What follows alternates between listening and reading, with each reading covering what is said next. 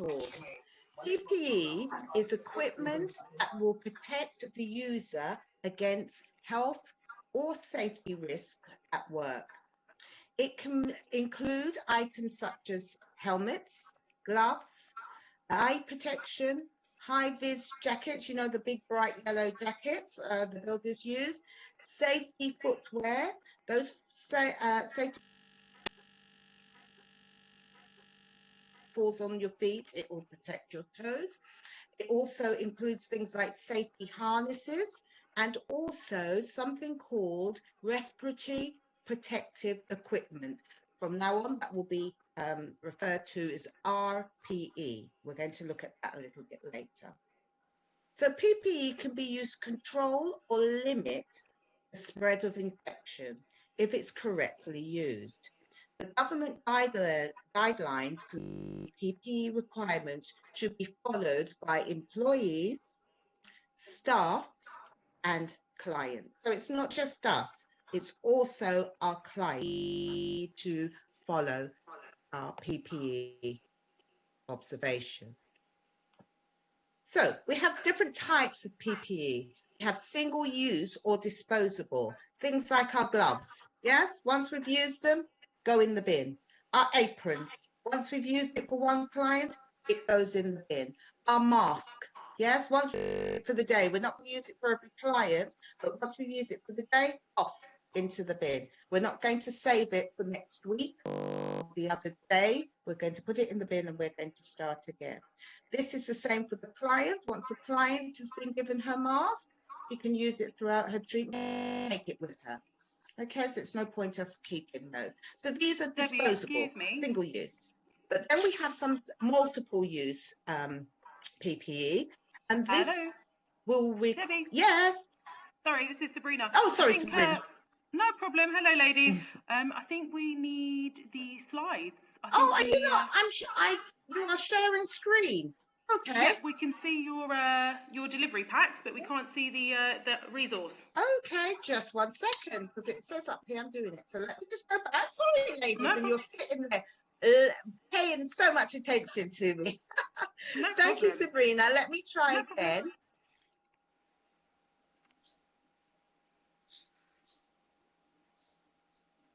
Okay, you seeing anything now? I think it's just loading. Okay.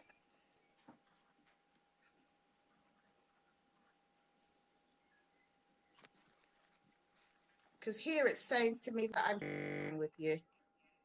We can definitely see your screen, but it's just not the delivery pack. Okay, right. Let me step one back. Let me stop sharing for a second. Okay. Okay, right. And let me go back again. Right, and let me find it. Are you seeing anything now? Yes, we are. Okay, so sometimes it does that. I do apologize. If you're not seeing anything, give me a thumbs down, okay? Thumbs down, it's not working. Thank you, Sabrina. I thought you were just doing introduction, that's why. Thumbs down. Even if I'm doing an introduction, you guys need to see it as well. Okay, sorry, ladies. Right, so we're on PPE, personal protective equipment, and we were on our single use. We're on the second one down on that slide that I've just put up. And this is our multiple or reusable PPE. This is like our visors. Yes, so we're not going to just take our visors off and throw it in the bin after every client. That would cost us quite a bit of money. So we can decontaminate the visor. Yes, so we use alcohol spray or surface spray to decontaminate our visor. We should do that at the beginning of our day, and we can use it in between, just like when we wash our hands through the day, and definitely at the end of the day. Okay, so that would be multiple use. So we need to make sure we use these according to manufacturer's instructions. A beauty therapist likes to or should be following manufacturer's instructions or local or national procedures relating to the country that we're in at the time relating to PPE. So, for example, we've been told when we're working on the client, we need to wear our visors. Yes, we need to wear gloves and we need to wear aprons. Okay, so that's what the government has told us, and that will we follow. It may change in different countries and different regions that you're in, but for the UK, that's what we're looking at. Okay, so when we are selecting our PPE or the use of our PPE, we need to select appropriate PPE according to the risk of the service that we're carrying out. So the risk of the service that we're carrying out means how we're going to look at this a little bit later. How likely am I going to be able to shut down or break that cycle of infection through my PPE? We need to make sure that when we're our PPE, that we use the right size. There's no point us getting gloves and they're too small because we only have small. Okay, we're going to work with small. What's going to happen is they're going to break, aren't they? Because they're too small for us. So as we're working with them, they're going to just tear. So we must make sure that we're comfortable with our gloves and the size. We don't want a mask that is too large and germs, bacteria, viruses going through the top of the mask. Yeah? So it should fit us. We need to make sure that we put on our PPE correctly. Yes. So when I have my visor, I'm not wearing it up on top of my head, the little sun hat. Okay. It should be in front of my face, worn in the correct way. When I'm wearing my mask, it shouldn't just be covering my mouth. It should be covering my nose and my mouth. Yes. So we must make sure we're wearing our PPE correctly. And the sequence and importance of removing our PPE correctly. Let's say, for example, our gloves. We're not going to take them off like our normal gloves. You know, you take them off finger by finger. No, we pull it inside out. So on the surface of the glove is put on the inside, and then that's thrown in the bin. Okay, so it's important that we follow our sequence of removing as well as choosing. Okay. So a little bit earlier on, when you weren't seeing my PowerPoint, I did speak about the use of respiratory protective equipment, or RPE. Okay. Now this is aerosol or liquid or solid suspended in air. I should say. Aerosol generating produces AGPs. What AGPs are, aerosol generating procedures. Do you understand what it's saying to you when it means an aerosol generating procedures? It's a aerosol or liquid or solid suspended in air is getting into our environment. So for example, if we were doing micropigmentation, we use a machine, yes? And sometimes we're pressing product into the skin, but sometimes because it's using a generator, it can go out into the environment. Also higher risk treatments, I've just mentioned it, such as microdermabrasion and laser treatments. Okay, so when you're doing higher risk treatments, microdermabrasion is taking off dead skin cells, etc., off the skin, and sometimes that can go into our atmosphere, can't it? Yes, so that would be higher risk. It's the employer's responsibility. We need to make sure our employer has these there and ready for us to use. The role of a fit tester, we're going to be looking at, yes. The type of mask that is suitable for AGPSs, and putting on and taking off RPEs. I'm going to just go back over that so we understand. This is what we're going to look at. What it is, which I've explained. Look at the high risk treatments, what I've just talked about. The employer's responsibilities, fit testing for RPEs, which is respiratory, remember. The role of the fit tester, the type of mask, that is used for AGPs and putting on and taking off, just like we spoke about the gloves, etc. Okay. Let's skip to this. Okay. So hand hygiene is our next one. I'm going to go back to that other slide because I think it needs to go back. I need to explain. Let's go into our hand hygiene. Hand hygiene. Again, second nature. As beauty therapists, we do this in our sleep. We've been doing it for years and we will do it. We don't even have to think about it because it's something that we always do, we have done and always will do. Hand hygiene, washing and or use of hand sanitizer. Nothing new to a therapist. Washing hands regularly with soap and water, using the correct techniques, helping to prevent any infection.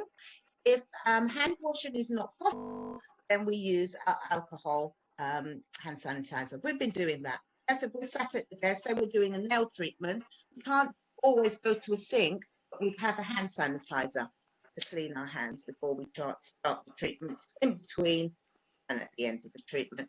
Now, there are little posters that you can buy or look at ways to correctly wash your hands, and there are websites that you can go on and have a look. There's also hand sanitizers or rubs, correct ones with the right level of alcohol that you can go on and have a look. It's quite interesting. I've had a look and it is quite interesting to have a look.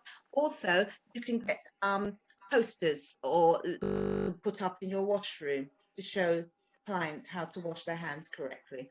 Okay, this site will actually lead you to there. As well as hand hygiene, we need to look at our personal hygiene. Again, this is nothing to beauty therapists. We teach you that. You need to have personal hygiene because we work within personal space of our clients. So we personally need to have personal hygiene. It's good personal hygiene is one of the most effective ways of protecting ourselves and others from illness. Okay, personal hygiene, the principle of maintaining cleanliness and grooming for the external body. Good personal hygiene is important for our physical, but also our mental state. You know, when you're not feeling quite up to it mentally, I'm really down, you tend to let yourself go, don't you?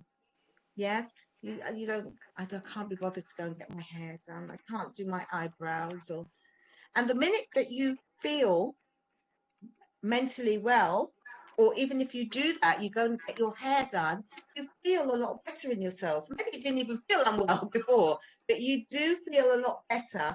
Oh, I've got my hair, well, that looks really nice. People are saying to me, I look nice. So I look in the mirror and I said, still got it, girl. You're looking good. Yeah. And you feel better about yourself. So it's really important to us. So examples of the risks of poor personal hygiene that could spread infection could cause us a loss of business reputation. Could you imagine you walked into a salon, maybe not in these times, but before, we used to wear white uniforms, yes, just to show how clean we are. But can you imagine walking into a beauty salon and the therapist had a white uniform that was sort of grey white with stains on it? Yeah, you're thinking, really, her uniform can't be that. What's the rest like? Yeah, so it's very, very important to give that image. And now we've gone into colours, you know, we can wear black and we can wear that personal image is good for you. It's good for your physical state and it's good for your mental state. And then it will be perfect for our clients. Yeah, because they physically and mentally also will be happy. Right, so let's remind ourselves, if we don't already know, the personal hygiene requirements for a therapist. Okay, hair should be tied back and up if necessary. So if I was doing a treatment, there's no way my hair should be like this, should it? It's got to be absolutely away from my face and tied up, not hanging over my client, away. Yes? which I can see lots of us here that have got lovely hair tied back, ready to do a treatment. We need to wear minimal jewelry or remove our jewelry. So, for example, a nice plain band wedding ring. My wedding rings have stones in them. I can't do my treatments in stoned ring. I don't want to take it to work and lose it. So I would remove the stone and just keep my plain wedding band on. Yeah, so either remove or keep it to a minimal. We don't want these drop earrings. Okay, so nice little earrings if we want to, but they need to be black. Our nails need to be short and clean. Short, so we're not damaging our client within our treatment, and obviously clean to stop or prevent infection. We nail varnish or nail extensions if they are going to be worn. So nail varnish years ago was a no-no. But you can now have something called gel nails, we all know about. It is cured. Now, nail varnish, we said no because it can get chipped and pathogens can go under the chipping. It's less likely if you have something like gel on. But nail extensions and varnish can be an allergy to the client. You might not be allergic to it, but your client might be allergic to it. But hence, if you're wearing your PPE on your hands, there is a barrier. Yeah, so that's good. So that would be something we would have done in the past. If I knew I had nail varnish, it was clean, it was short, because it shows our beauty trade, I would make sure that I'd wear gloves so that I don't make sure that my client, if she's allergic, doesn't get infected, doesn't get any allergy from it. There should be no breath or body odor. You need to be aware sometimes we work very hard. As therapists, we work hard, okay? And especially in the summer, we get hot because we're working hard. We're not just standing and looking pretty. So therefore, it's natural for us to sweat. And even though we may go home and have a lovely shower, if we don't wash our uniform, that sweat is going to stay in the uniform. The body odor will stay in the uniform and it will smell. So please remember your uniform as well as yourselves. Okay. Also, breath. It's only not cleaning of the mouth, but things that we eat. Yes, that we could have had for lunch. Smoking as well. A non-smoker is going to smell that cigarette smell, even when a smoker won't smell it. So we need to be aware. Clean our teeth in between when we've had our lunch break. We need to wash, sanitize our hands before, during, and after the service. Yes, which again, nothing new here.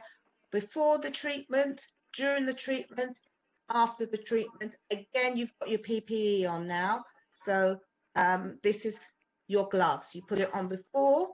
If your glove does split, because they do tear, then you would change it during the treatment. And then obviously treatment's finished, in the bin. Okay, and then your next client, you will have new ones. You can use disposable single-use shoe coverings indoor, but if you don't, you can actually, as you ladies have come in, when you come in, we spray the bottoms of your shoes, yeah? So you can do that. You don't have to actually have shoe coverings, but you can have them. Staff must not work barefoot. Big hater of mine. Lots of people like to massage without any shoes on or work without shoes on. No, you're supposed to have your shoes on. Okay, we've just sanitized your lovely shoes. There's no point taking them off. It's recommended that beauty therapists, nail technicians do not wear their workwear at home to carry out treatment services in the clothing that they've worn on the way to work, especially if they're traveling on transport. Sometimes it's not possible. Because we wear tunics, sometimes I just will wear my jumper on the train, yes, and then come in and put my tunic on. Okay, so that we're not picking up things from London Transport or outside and bringing it within the salon. So that's what it says, change into workwear or uniform on arrival. Please place outdoor clothing in a bag or in a sealed container or in a locker. Okay. Right. So I think that takes us to the end of, yes, it does. Are we all okay with these so far? That's the end of the outcome. Thumbs up, thumbs down. At least you can see it. Let me just check my second page. All happy with that? Yeah, brilliant. Perfect. As I said, this is nothing new. This is us as therapists. This is what we do in our sleep. Yeah, because that's what we do anyway. So this is just a nice reminder to us. Perfect. We're going to go on to our next slide. Now, do if I'm not sharing with you this time.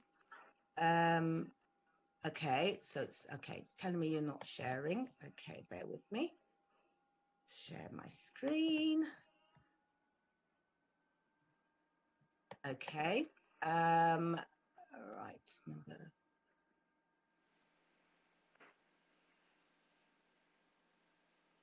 Okay, coming. Ladies, are you seeing anything? Up, down? Down. Right with me. I'm going to stop sharing, go back in and go in again. Okay.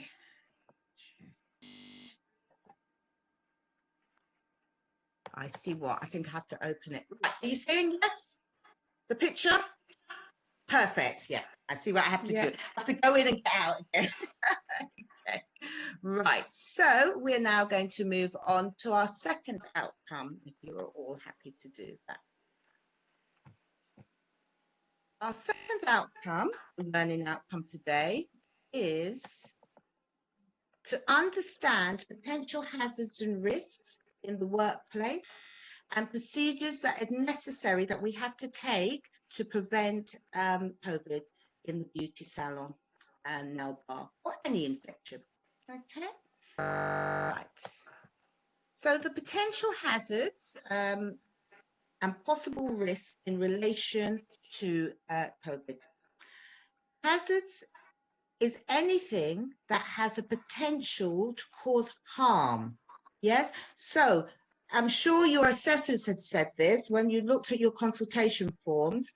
It has a little bit in there that said, and they say, I always say, can you do a risk assessment around your couch? Yes, a risk is anything that has the potential to cause harm. For example, if we inadequately maintain the toilet facilities, if we don't clean the toilet facilities, often, eventually, some nasty little bug will stay in there and it will pass itself on to others. Yes? If we do our work area and there's bacteria, there's microorganisms growing, when we're not clearing it, we're not clearing, eventually something will happen. Yes? We'll become unwell. So hazard is a potential to cause harm. The risk now is a chance of how high or low this hazard can cause harm. Okay, so for example, cross-infection or poor hygiene controls. Okay, so my lovely Febreze bottle that I happen to have next to me is a hazard. Now, it's just sitting next to me. I then have to see how likely this Febreze bottle is just sitting next to me is going to cause me harm. It's going to be very low. It's going to be even extra low for you guys because you're virtually seeing it. But it's going to be very low, isn't it? But I have found my hazard and I have to work out my risk. Yeah? If I leave that there for weeks and weeks, most likely it will become a higher hazard because lots of people have been touching, I haven't been cleaning, it becomes a higher risk. Let's move to the next slide. So it's then got a list of things that could cause a hazard or a risk. As we said, poor training, yes? So if we didn't give you any training, as I said, some of the things you already know. But if you didn't have these trainings, you would be unaware, and this would lead on to more infection, wasn't it, of whatever cause. The more staff and client levels. So the more people, the more likely somebody's going to pick up my Febreze bottle, yes, and touch it to read it and see what it is, and more likely germs are going to get on it. The less people I have, the less likely this is going to happen. Client booking and rebooking. Okay, obviously we need our clients to rebook, yes, but we need to be aware how many is rebooking and when they're rebooking and how much staff I've got in, etc. And we're going to look at that a little bit further. Beauty salon and nail bar layout. So obviously we have to have our distances now, don't we? Our 2 meter. Yes? Sure, it's 2 meter because he changed it to 1.5. It's 2. Okay. We need to have that distance in between. We need to look at clinically vulnerable staff. Yes, because some people still work as therapists, but they're vulnerable. So we need to be aware of our clinically vulnerable staff. Client consultation. Client consultation. So now, even in our salon, we have our screens, don't we? Yes, to cut our contacts. So even when you're talking to your tutor, we have our screens that we can give you feedback. Client consultation can also be done on the phone, so it can be done virtual, just to cut out that time.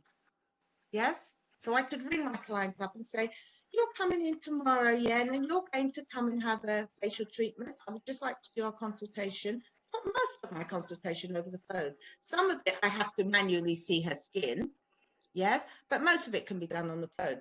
Aftercare, rather than me sitting and giving her verbal aftercare, I can print out a sheet and say, please read. I can do this on the phone, and then I can hand it to her to remind her when she comes in. That's cutting that time down of me actually spending with my client. Also, we need to be very mindful of beauty salon and nail bar testers. Yes, I know in the past we like to have testers to say, sitting there, try that, this is what I could, you feel it on your skin, and we need to be very mindful because again, that becomes in like my Febreze bottle. Can you imagine how many people are picking that up and testing it, putting it on their hands? The viruses can stay on the skin and on surfaces for up to 3 days, depending what it is. Yeah, plastic, metal. So we need to be quite aware of those. Right, let's go on in a little bit detail on our next slide. So we need to look at the hazards and the risks for the treatment that we're carrying out.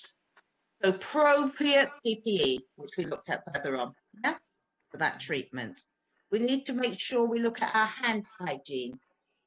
Working safely throughout the treatment. So I'm not working through my treatment. I know I've done it, guys. I'm working through my treatment, and let's say it's a facial, so the client hasn't got their mask on. Okay, I've got my visor, my glasses, my mask, okay, because I can't see without my glasses.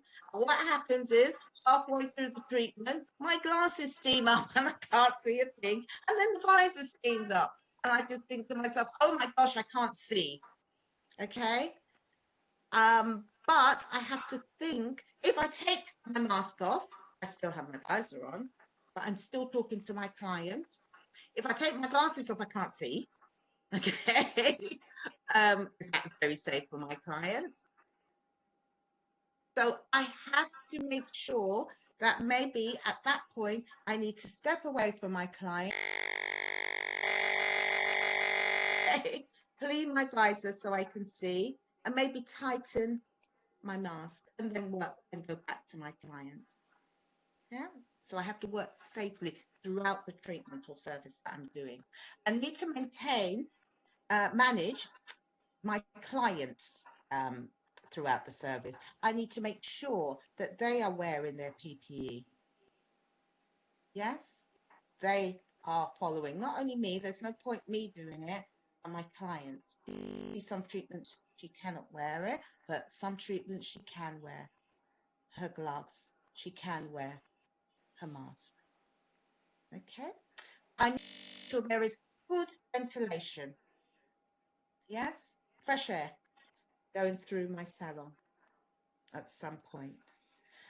And also, I need to look at correct handling and storing of my products, tools, and equipment.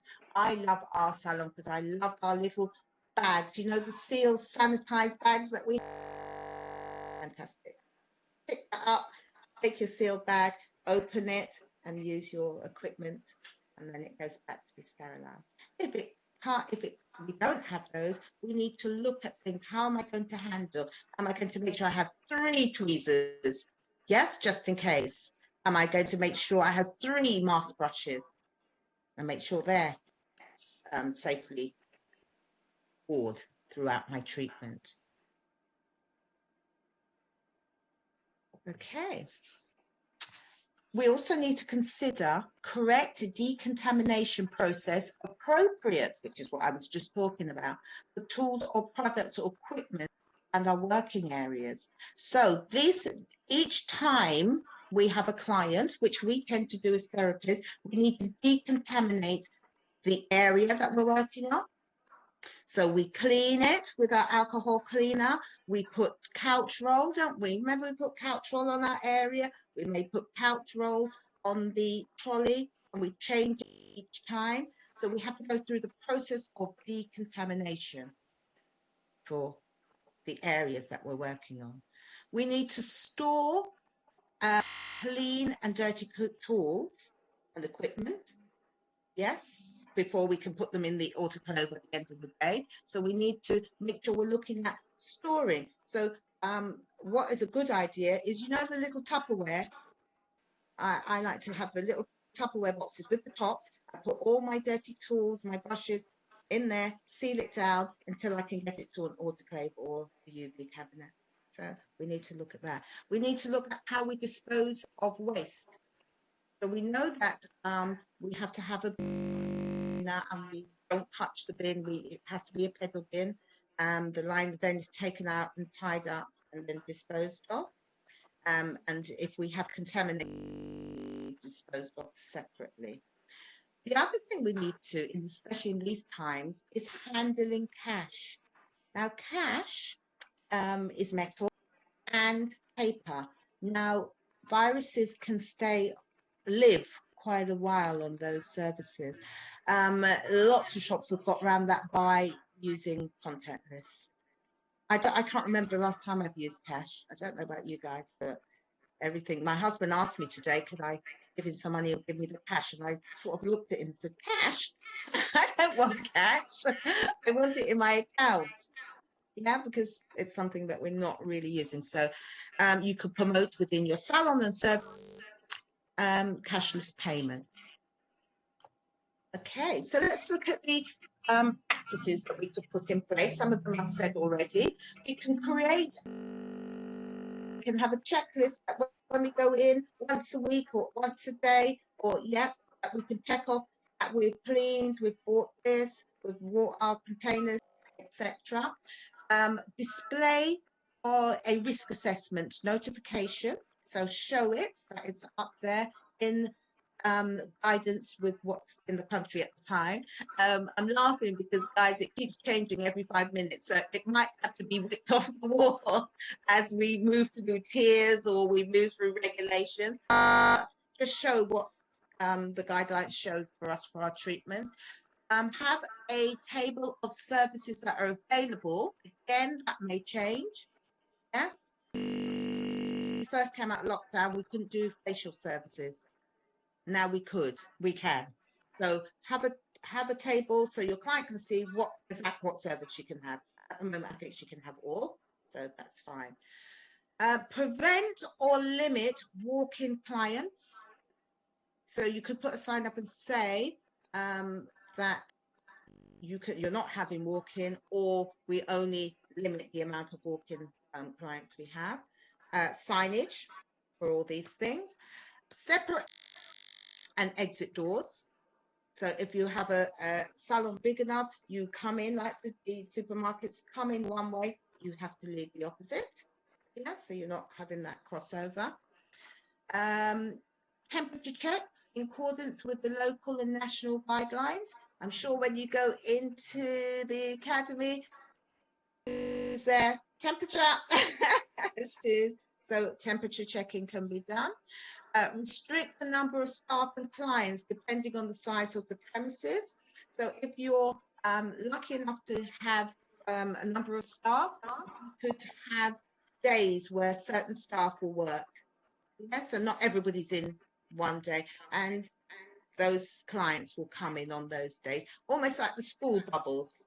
Yes, you know, they go in and they keep them in that year group or that class and they move around. So if an outbreak does happen within that bubble, it's more contained, and we know those people will have to self-isolate. Agitation we spoke about too. Okay, so these are things that we can do in our salons or our nail bars just to make sure our work is safe. We need to indicate social distancing requirements, so we can get little posters. Yeah, you've got them on the chain, you've got little feet saying 2 feet apart. The waiting room or reception seating area. Okay, lots of salons of that. Take it away. Allocate seating in accordance with social distance. So you could, if you do have seating, you can just have one chair missed out, yeah, and you put your tape on it. Request the clients do not select allocated appointments, so you don't have a collection of clients because they're early. Request the clients attend the appointment alone where possible.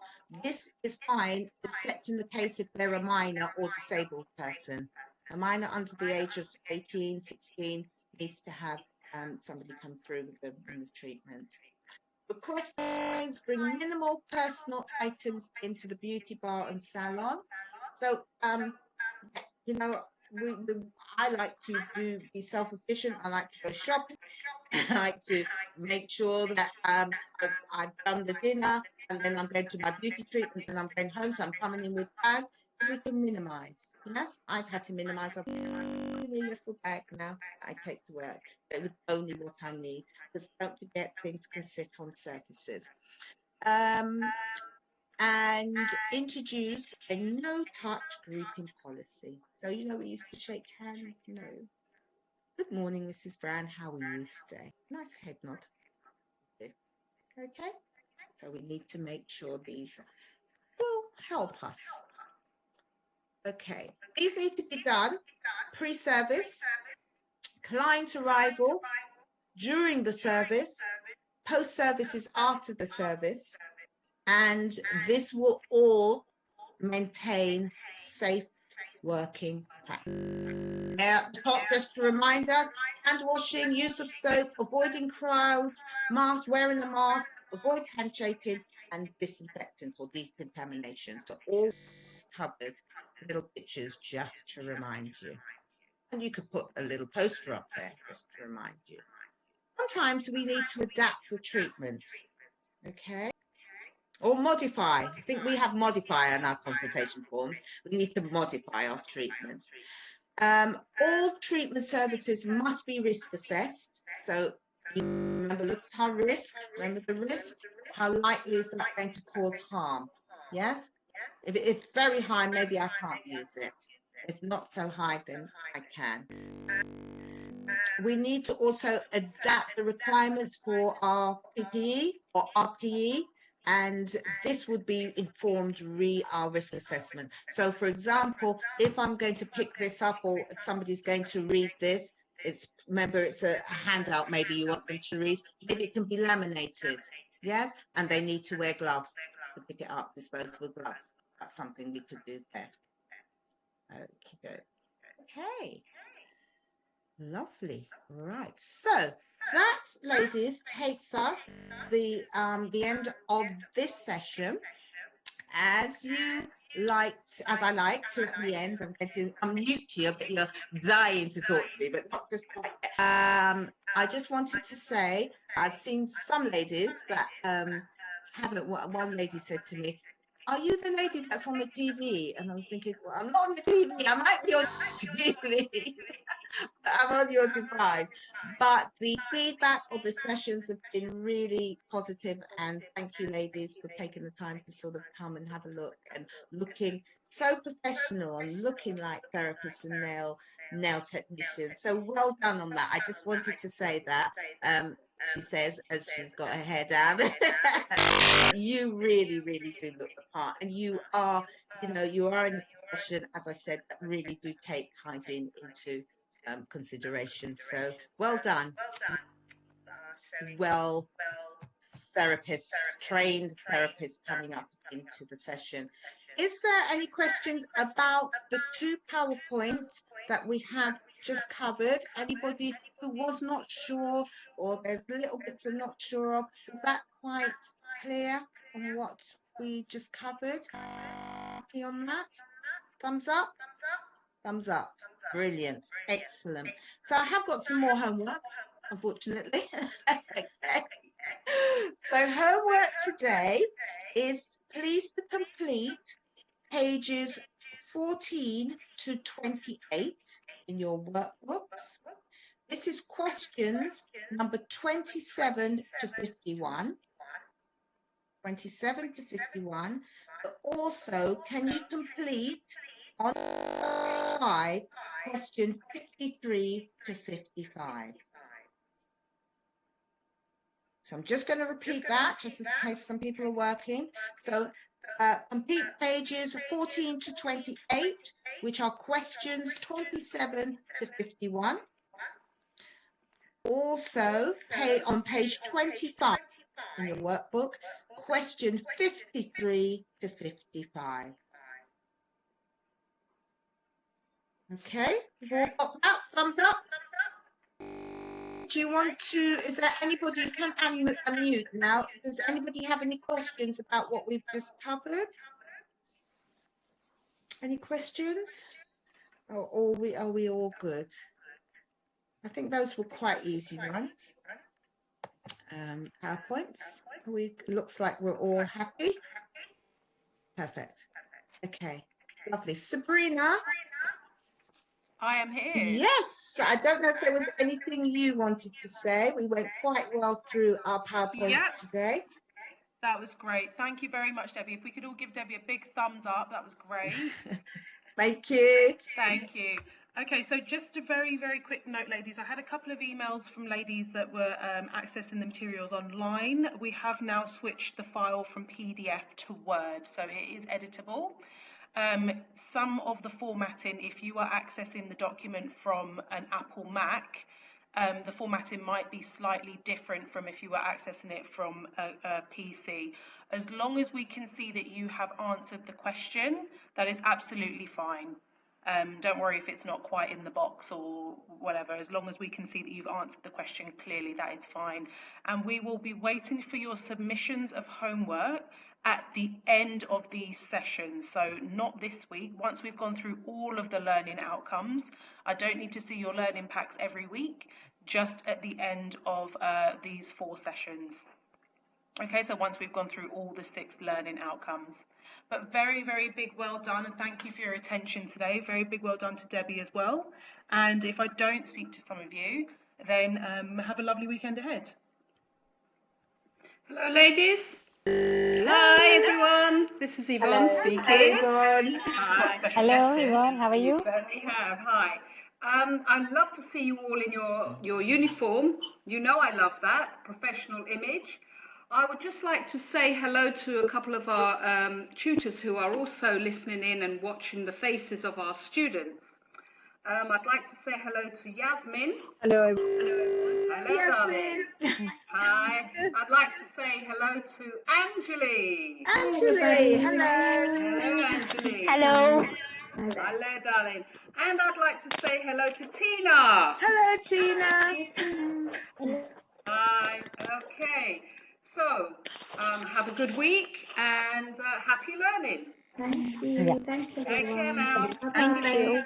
Goodbye. Bye, ladies. Bye-bye. See you next week. Bye. See you. Bye. Bye.